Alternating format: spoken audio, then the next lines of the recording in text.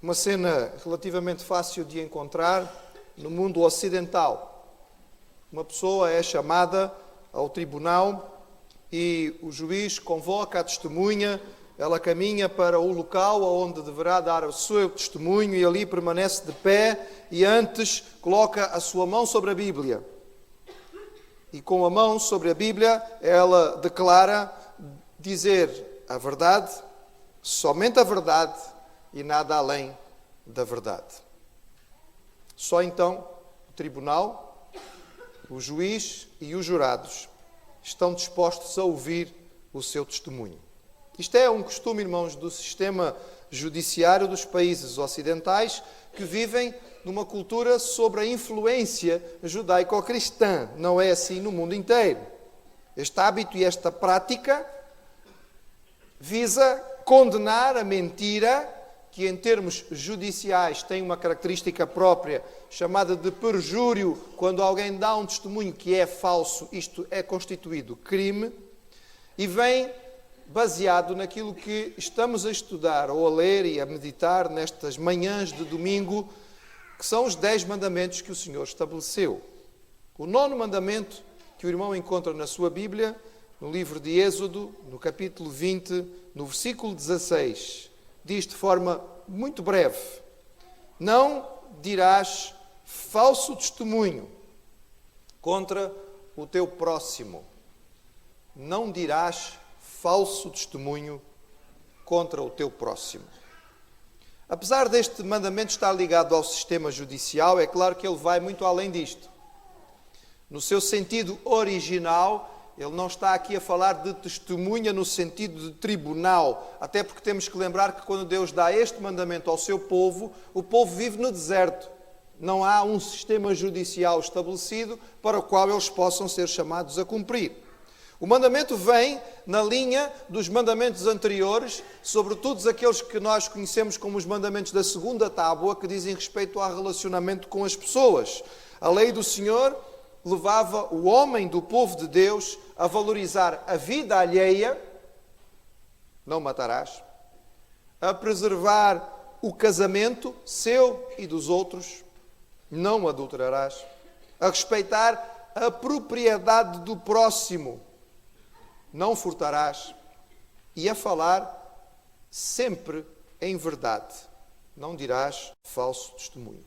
Este era mais um fundamento básico para a vida em comunidade. Quando nós vamos olhar para o texto no seu original, na língua em que ele foi escrito em hebraico, a palavra falso tinha o sentido de engano, inverdade, mentira, pura e simples. Testemunho aqui não era apenas algo que se dava em tribunal, como já disse aos irmãos, mas era qualquer relato, qualquer afirmação. É curioso que o verbo que é usado aqui, por não dirás, é um verbo que na sua origem hebraica está ligado à atenção. Não darás atenção, não observarás e então não dirás. Ou seja, o mandamento nos chama para nem sequer gastarmos a nossa atenção, o nosso sentido em qualquer coisa que possa ser falsidade.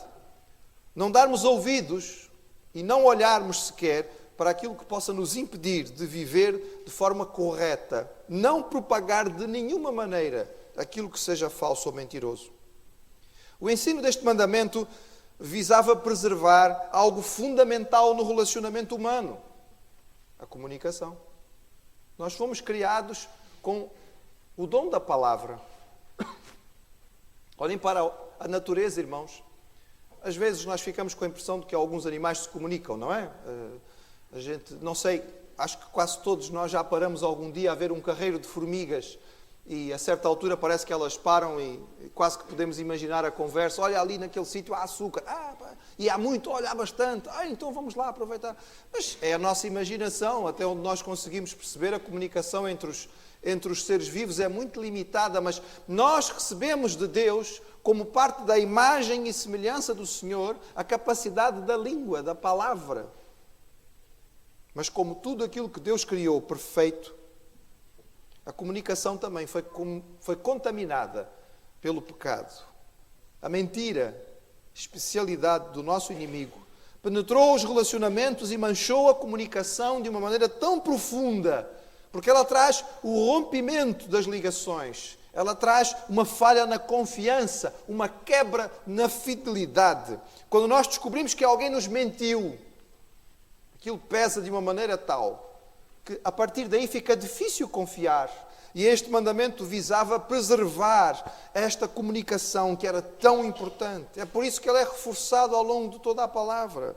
E nós encontramos mesmo na era cristã isto dito de forma clara. Por exemplo, o Senhor Jesus insistiu com os seus discípulos e disse: vocês no vosso falar, sejam claros.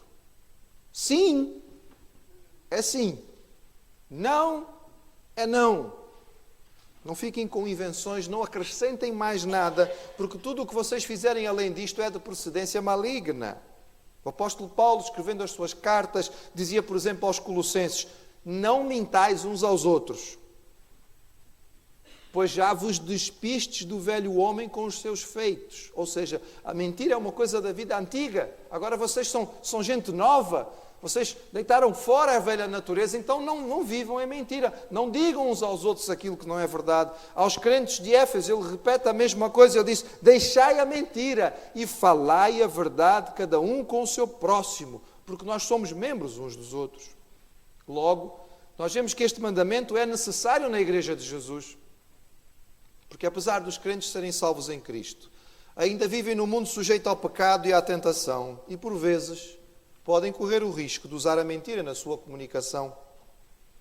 E o apóstolo Paulo nos chama, aludindo àquilo que Moisés já tinha dito, recordando este mandamento. Trata-se de viver e comunicar de forma totalmente clara e aberta na luz de Deus. Pensemos em algumas implicações, irmãos. A primeira delas, mais óbvia, evidentemente, é que em qualquer ocasião em que somos chamados a dar testemunho de qualquer coisa ou de qualquer pessoa, nós o façamos na melhor das nossas capacidades, na verdade pura e total do nosso discurso. Quando somos chamados a falar de alguém, quando alguém nos pergunta alguma coisa, não precisa ser no tribunal, basta no nosso diálogo e no nosso contato normal do dia a dia, ao sermos arguídos, nós devemos ter o cuidado de responder estritamente com aquilo que é o verdadeiro, dentro daquilo que é a nossa capacidade. É preferível dizermos: não consigo responder sobre este assunto, não tenho dados suficientes para falar sobre isto, do que estarmos a criar algo que não é verdadeiro. Mas este mandamento vai muito além disto. Diz respeito a nós evitarmos todo o tipo de falso testemunho. E quando alguém falar sobre o próximo, deve ter todo o cuidado daquilo que vai dizer. É realmente verdade aquilo que estamos a dizer? Quantas vezes, irmãos, quantas vezes nós passamos à frente coisas que nós ouvimos e das quais nós não temos ainda certeza? Quantas vezes alguém nos chega com uma informação e nós já sabemos, porque a própria forma, muitas vezes, de dar essa informação não é a melhor. Tu já ouviste a última? Já sabes o que aconteceu com fulano? Já chegou ao teu conhecimento esta situação? E nós já ficamos: ei, vem aí uma novidade. O que é que aconteceu? Olha, foi isto assim. Quantas vezes temos o cuidado de perguntar à pessoa que nos passa a informação: mas desculpa lá, isto é mesmo assim? Tem a certeza absoluta do que está a dizer? Assistiu a isto?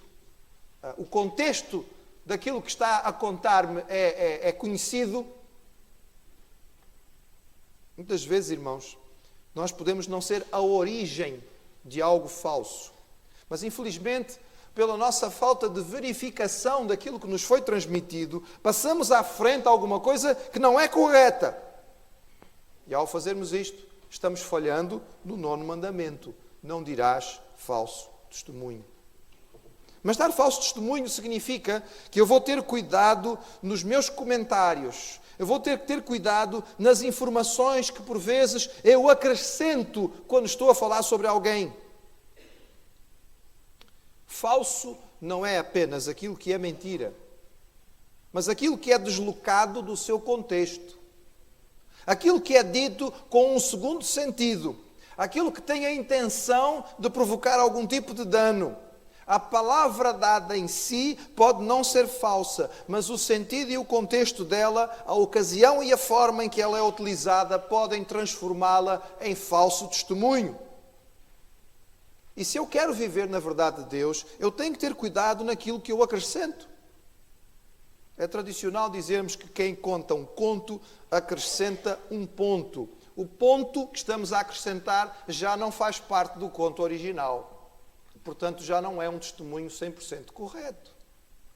Quem conta um conto acrescenta um ponto, mas o cristão que conta um conto, conta como recebeu, sem acrescentar ponto nenhum. E aqui devemos pensar, irmãos, naquilo que nós normalmente fazemos de forma leviana. Por exemplo, o exagero. Toda a alteração de contexto ou de conteúdo que nós por vezes usamos sem nos preocuparmos, sem termos o cuidado de explicar. O exagero não é verdade. Isso não é verdade, é falso testemunho. Quantas vezes nós, para ganharmos alguma coisa, para marcarmos alguns pontos, utilizamos informações a nosso respeito que não coincidem 100% com a verdade. Acrescentamos um bocadinho, exageramos um bocadinho, damos a parecer um bocadinho mais do que realmente era, para que as pessoas possam olhar para nós e dizer: ah, uau, muito bem, sim senhora, mas que maravilha. Nós podemos fazê-lo de forma suave, talvez possamos dizer: ninguém sai prejudicado com isto.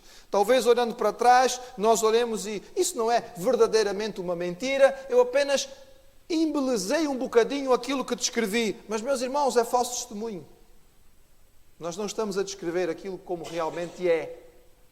Nós estamos a usar de algum tipo de artimanha para conseguir receber algum tipo de posição. Devemos ter cuidado, porque o 9º mandamento diz: não dirás falso testemunho. Quando estou a conversar com as pessoas, é muito bom que eu tenha a capacidade de reconhecer o seu valor e dar às pessoas uma palavra de incentivo, de elogio, de exaltação. Mas quando faço isto, faço realmente com sinceridade e em verdade? Eu pergunto isto, irmãos, porque por vezes nós estamos a elogiar as pessoas naquilo que se chama bajulação. Há uma diferença significativa entre aquela palavra construtiva, aquela palavra de apoio que eu quero dar para realmente ajudar a outra pessoa, para a incentivar e a animar, e a palavra de bajulação. O objetivo da bajulação é deixar-me a mim bem. Eu não estou realmente preocupado com o efeito que isto está tendo na outra pessoa. Eu não estou realmente preocupado com ajudar a outra pessoa a sentir-se mais segura, a crescer e a amadurecer. Eu estou preocupado no que isto vai trazer de benefício para mim. Então, entre os alunos na escola, nós costumamos usar esta expressão, não é? Dar escova, dar graxa ao professor. Professor, gostei imenso da aula de hoje. Esta aula hoje foi uma maravilha. Mas foi mesmo? Se você realmente gostou da aula e a aula foi realmente boa, não existe nada de errado em compartilhar com o seu professor que apreciou a sua aula de hoje. Mas se o faz com o objetivo de ganhar pontos junto ao professor, e quem diz isto, diz qualquer outra circunstância em que nós o façamos, irmãos, cai dentro da categoria do 9º mandamento: não dirás falso testemunho. Quando eu prometo alguma coisa às pessoas, mas já no meu coração eu sei que não vou cumprir,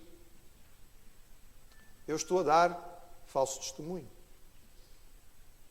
Quantas vezes, irmãos, nós somos pressionados pela circunstância? Há pessoas que são muito insistentes.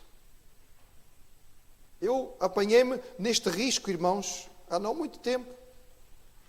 O delegado de propaganda médica que vem ao consultório para trazer informações do seu laboratório, estava ali com muita insistência a convidar-me para uma sessão clínica. E às tantas, a tentação é grande, irmãos. Eu já estava a cansar-me a paciência. Não deixe estar, eu vou. Pelo menos, ao dizer eu descartava, o indivíduo ia-se embora. Mas, irmãos, no meu coração eu sabia que eu não ia. Eu não tinha propósito de participar daquela sessão clínica. Eu podia até mentir a mim mesmo e dizer, não, mas eu até posso pensar na possibilidade. Não, a verdade é que eu não tinha isso no meu coração. Seria dito apenas para descartar e resolver a situação. Seria falso testemunho. E às vezes nós dizemos que sim, e às vezes nós prometemos coisas que não estamos dispostos realmente a cumprir e o fazemos para ficar bem com as pessoas ou simplesmente para nos descartarmos de uma situação que é incômoda e desagradável, estamos incorrendo no 9º mandamento. Quando eu digo aquilo que eu penso, aquilo que eu acho, mas eu o afirmo como verdade, na verdade, eu não estou sendo correto. Nós devemos ter o cuidado de expressar aquilo que são os nossos pensamentos e as nossas ideias de forma correta e subjetiva. Olha, sobre isto, eu penso assim. Sobre este assunto, aquilo que eu acredito é isto. Aquilo que eu acho, esta é a minha posição. Mas não apresente a sua posição, a sua ideia, a sua suposição como se ela fosse a verdade absoluta, não a declare como uma afirmação, porque ela não é. É apenas a sua ideia, é aquilo que está na sua cabeça. Vamos ser corretos.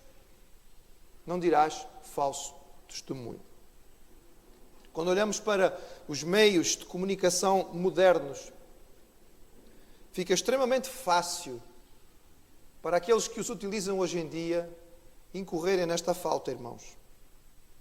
Quando alguém cria um meio de comunicação e muitas vezes nestes meios existem formas de se colocar perfis e informações a respeito da pessoa, é extremamente fácil criar um perfil que não seja verdadeiro. E quantas vezes temos ouvido pessoas que iniciam relacionamentos através de contatos feitos pela internet e depois vão descobrir que aquilo não era verdadeiro. Às vezes nem sequer a fotografia colocada era verdadeira. Mas a pessoa se dava a si mesmo créditos, oportunidades, experiências que não correspondiam à verdade. Ao fazer isto, nós estamos a criar personagens fictícios. Estamos a inventar um personagem para a internet. Cai naquilo que é o mandamento do Senhor que diz, não darás falso testemunho. Mas, irmãos, no sentido cristão, este mandamento ainda vai mais longe. Porque Ele não nos pede apenas para que nós usemos da verdade. Mas a palavra do Senhor nos ensina que a verdade deve ser temperada com amor. Paulo, escrevendo aos Efésios, disse, seguindo a verdade em amor, cresçamos em tudo naquilo que é a cabeça. Nós, por vezes, utilizamos a verdade de forma crua, dura, insensível. E não é isso que a palavra nos pede para fazer. No sentido cristão, não somente devemos ter o cuidado de não dar falso testemunho, mas o testemunho que nós damos deve passar pelo filtro que a palavra de Deus nos dá. Paulo, escrevendo aos Filipenses, deu-nos um filtro, irmãos, um filtro extraordinário. Eu era jovem e por vezes tinha algumas dúvidas a respeito de algumas decisões, algumas coisas. E recorria muito à minha mãe, era a minha conselheira principal, era aquela que tinha a capacidade de ouvir e de atender, era aquela que tinha interesse para saber o que se passava com a minha vida. E lembro-me que a minha mãe muitas vezes me levou de volta a este versículo. De forma sábia, em vez de ela simplesmente dizer, ora filho, faz assim, ora filho, faz desta maneira, ora filho, vai não sei aonde. Ela dizia, filho, anda cá, vamos ao filtro. Ela, depois de um tempo eu já sabia quando ela dizia o que é que ela significava com isto. Vamos ao filtro. O filtro era Filipenses 4:8. Meus irmãos, tudo o que é verdadeiro, tudo o que é honesto, tudo o que é justo, tudo o que é puro, tudo o que é amável, tudo o que é de boa fama, se há alguma virtude e se há algum louvor. Minha mãe ensinou-me, irmãos, segundo a palavra do Senhor, que este filtro servia para as nossas decisões, para os nossos pensamentos, para as nossas ocupações, para as nossas palavras. Por vezes, nós transmitimos algumas coisas e alguém nos chama a atenção e diz, mas era verdade. Mas se virem o filtro que o apóstolo Paulo dá aos Filipenses, a verdade é apenas o primeiro passo do filtro, é apenas o começo, é apenas o início. Não dirás falso testemunho, é apenas a base inicial. Ele depois diz, ok, é verdadeiro, sim senhor, mas é honesto, ou seja, é algo sério para ser passado à frente. Vale a pena falar disto. É justo, ou seja, não traz condenação, é algo realmente inocente. É puro, no sentido de, é algo que seria aprovado por Deus. É amável aquilo que vai ser dito. Eu gostaria que dissessem isto de mim. Traz algum tipo de vantagem. É de boa fama. Vai contribuir ou vai danificar? Tem alguma virtude? Ensina-me alguma coisa? Produz algum tipo de adoração? Ou seja, é motivo de louvor? Aquilo que vai ser dito vai levar à adoração? Por favor, irmãos, compreendam-me. Algumas pessoas podem ouvir esta palavra e dizer assim, pastor, no fundo está a dizer para nós encobrirmos o mal. Então, quando soubermos de alguma coisa que está errada, não vamos dizer para a frente, porque, enfim, as coisas são más, então não se devem dizer. Irmãos, isso são assuntos diferentes.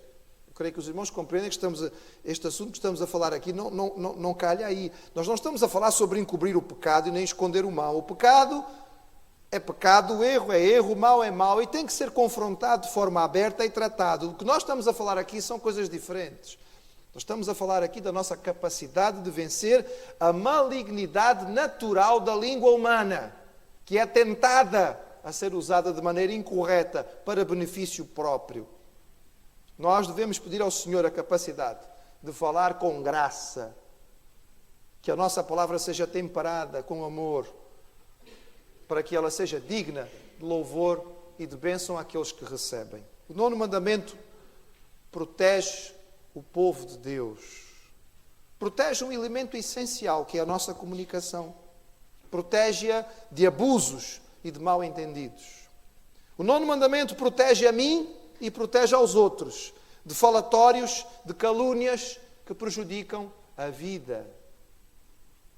Os irmãos já ouviram certamente aquela história a respeito da calúnia, do indivíduo que foi pedir perdão a alguém que tinha caluniado e aquela pessoa disse, eu estou pronto a perdoar-te, eu só preciso que faças uma coisa.